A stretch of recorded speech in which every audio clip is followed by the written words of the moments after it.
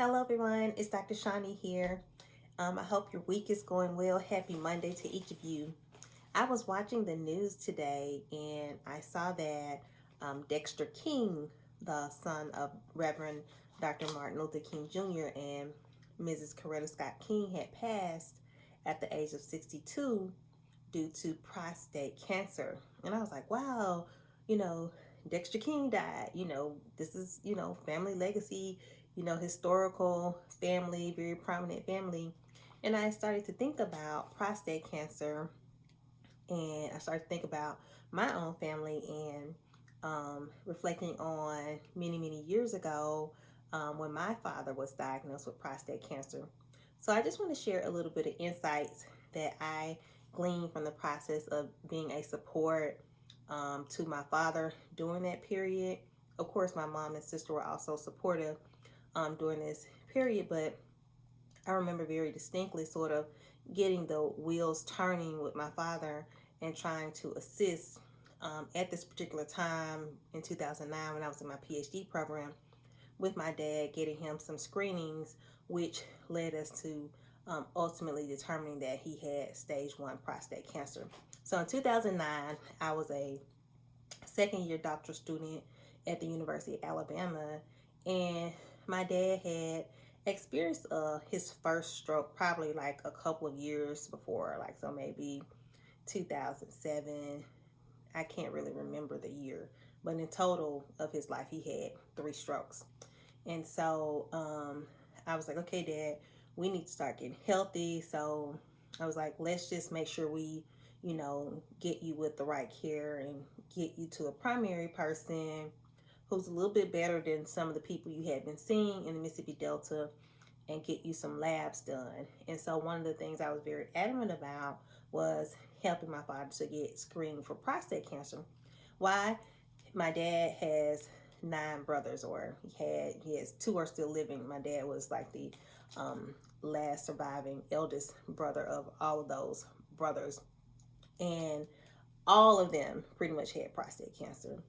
And so there are 2 of his brothers remaining, 2 of my uncles. I'm not sure what their health status is in terms of prostate cancer, but my dad's older brothers, they all had prostate cancer.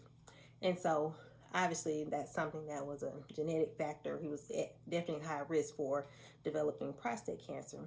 So I remember going with my father, taking him to this one doctor in the Mississippi Delta, and they said, hey, Dad's here, he needs to get this screening. He's a little bit trepidatious about going to the doctor, and I've been researching a little bit, but I just want to make sure we can get his health on the right track. We're trying to get him to stop smoking, all these things, because my dad had already had a stroke. So we're like, okay, we need to get these wheels turning. And so the doctor was very nice and friendly, and so he did labs on my father. He did his blood work, so forth and so on. And he said to him, Mr. Collins, your PSA is high, and that was his protein specific antigen. And he said, okay, the blood work is showing that it's high. And essentially, I don't have the numbers in front of me, but what the PSA determined was the amount. It's basically the protein specific antigen, and it sort of is a reading that can tell you whether or not you are, you have cancer. And so there are other ways to determine with prostate cancer, and I'm pretty sure a lot of advances have taken place since then. But my dad had a high PSA, and my dad had also been experiencing frequent urination, like at night. So that was one of the signs that he really had. He wasn't in pain or anything like that. And I was also interested in this because at the time I was working on a project around breast cancer screening with the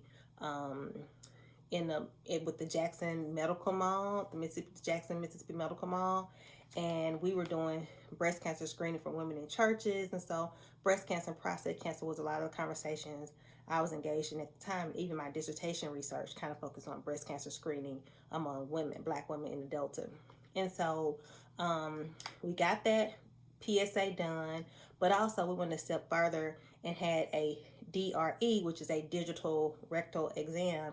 And essentially the doctor had to stick his finger, in my dad's rectum to see if his prostate was enlarged. And so that's another way to determine if a person has an enlarged prostate, which is also a sign of prostate cancer. And you know, I was like with my dad, like, you know, supporting him by taking him to the doctor, and I just was like, I don't want to have this test man sticking his finger up my butt. But I'm like, okay, that's gonna give us greater clarity on, you know, sort of what's going on, because if your prostate is enlarged, you're gonna be having a lot of frequent urination. So dad was exhibiting some of these signs. And so what we also determined after getting the lab work was that my dad also had type 2 diabetes. So okay, we're getting greater clarity on what's going on. So you need to stop smoking, you need to watch your blood sugar, and your prostate is enlarged. And so from there, we were recommended to go to, I think, another specialist, or he started to see a different doctor who one of his coworkers had recommended him to. And so she eventually became my parents' primary. And from there, you know, following up on the labs, she recommended that he see a specialist. And so we had more blood work drawn. And I was at that particular appointment when it was just me and my dad. We had gone over to a neighboring city and had this met with a urologist there. And he said, you know, Mr. Collins, you have stage 1 prostate cancer.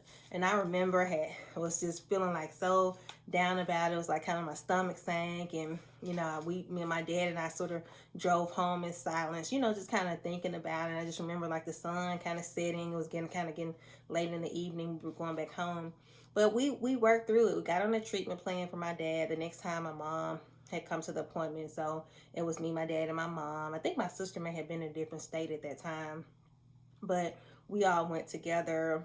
And I went in with notes because I knew that my parents were a little bit, you know, sort of trepidatious about, you know, sort of asking a lot of questions. I was like, I'm going to ask, okay? So I had done a lot of research, and I had about 20 questions, and I still had that notebook somewhere in storage of questions to ask the doctor about the recommended treatment plan for my father.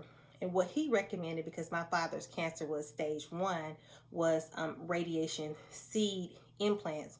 And so what that looked like is basically my father, you know, going in inpatient to the hospital, and he would be, you know, put under anesthesia, and they would inject radiation seed implants to basically attack where the cancer was, specifically the cancer. And so I think in February, perhaps of 2010, it had to have been that next, because I remember we got the diagnosis in 2009. I remember it being like a couple of months later that we went in for that procedure, and it wasn't like a real, you know, drawn out. It was my dad went in, and I think he may have come out of the hospital that same day, and I'll just as a stretch say perhaps the next day.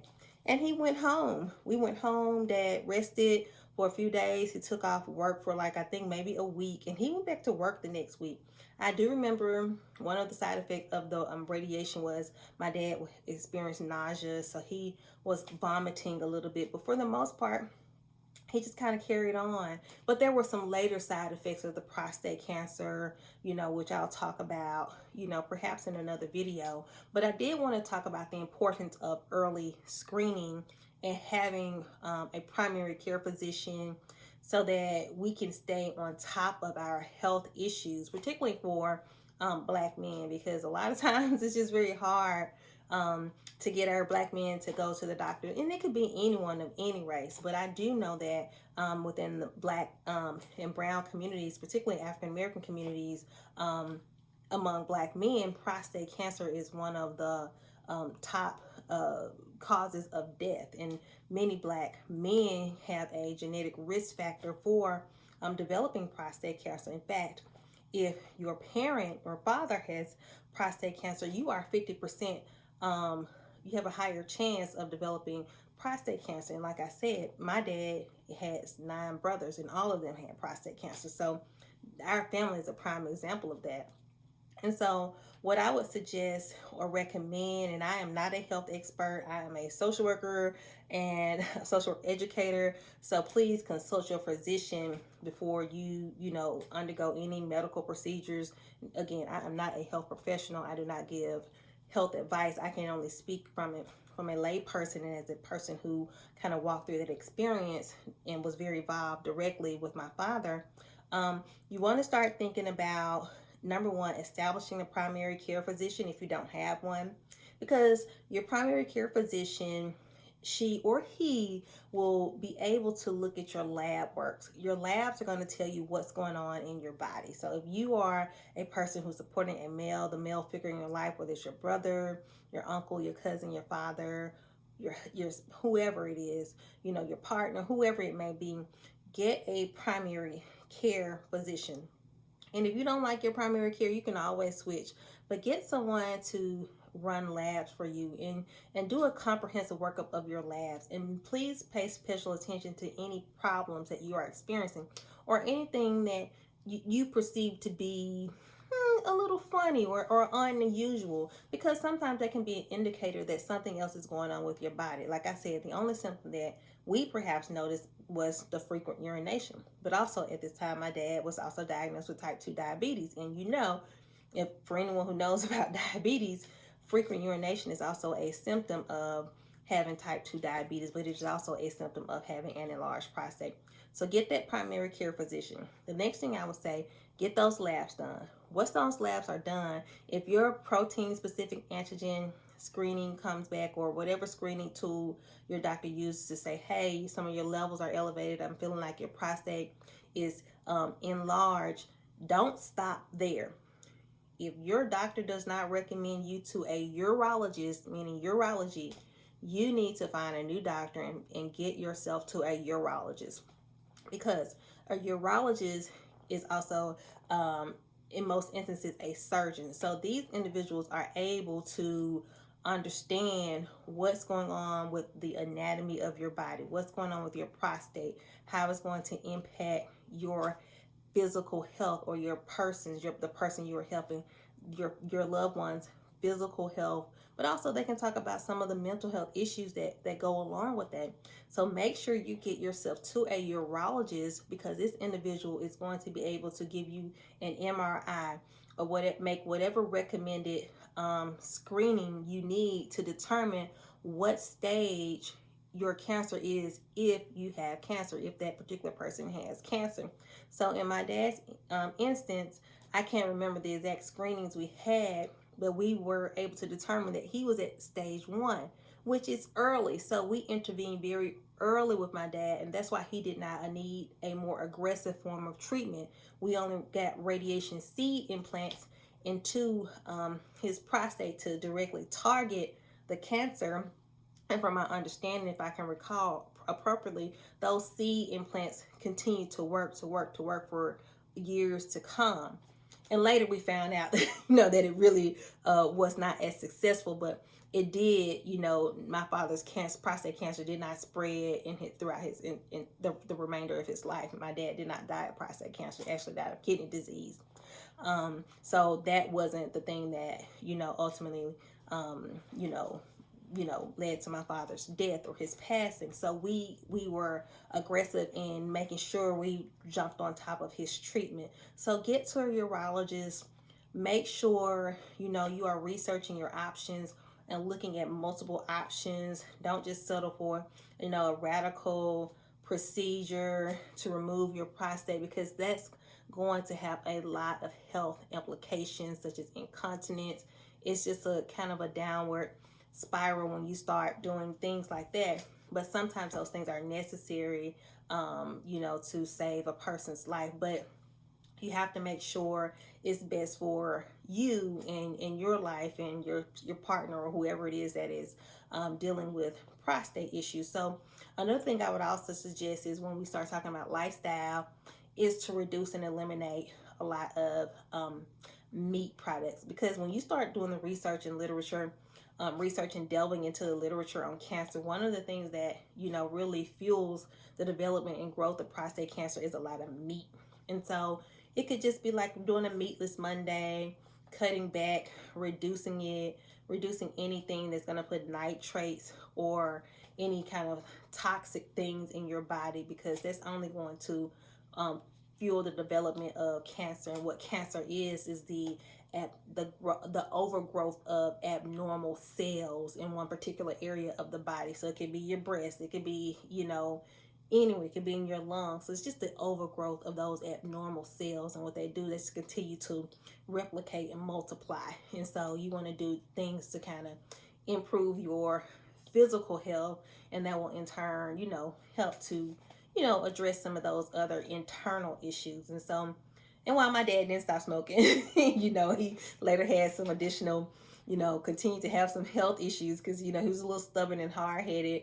In hindsight, if I had been able to get my dad on a vegan diet, if I had been able to, we had been able to really, work with him to get him to stop smoking. And of course, he's self-determined in a lot of these things, and we would talk to him ad nauseum, but, he just lived his life, so those are some things that I wish that we were able to help him with, but we were supporting him. We did the best we could.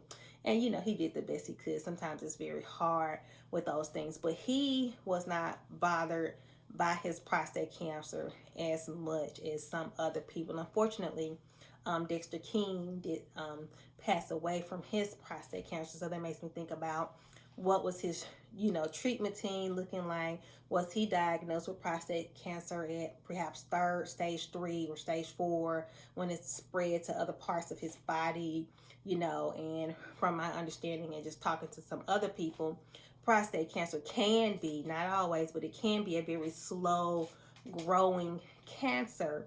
And so that makes me think, when I start thinking about Dexter King, was he perhaps caught at the late stage? And so when he did, realize he had prostate cancer, he had to perhaps use a lot of aggressive treatment, so forth and so on. And ultimately, sometimes the treatments, just are not as effective if the cancer is really aggressive. So those are my thoughts about prostate cancer and some of the things we did with my dad in 2009, 2010, when he was, dealing with that diagnosis. And so some of the effects of having prostate cancer, you can experience incontinence and things of that nature. It can cause a lot of other health complications, especially some of the surgeries, some of the procedures. What else? Let me try to think about it. Obviously, it could lead to, depression, mental health issues. I'm pretty sure for some men, it could cause issues with their, sexual dysfunction. So there are a lot of things that go along with having prostate cancer that are just real. And perhaps the same goes for women who are dealing with breast cancer. You're dealing with the depression, you're dealing with body image issues. So what I want to encourage is for all of us to just be aware of these things, to get the appropriate screenings. And screenings start with having a primary care physician. Make sure you're in somebody's care. And sometimes it's hard because you may not have insurance and things of that nature, but do the best you can and look up some of the free services that are out there in community clinics and things of that nature. And oftentimes people can get you referred out to the appropriate doctors. Okay, I hope you find this helpful and useful. Take care, have a beautiful night, and take care of yourself. Bye-bye.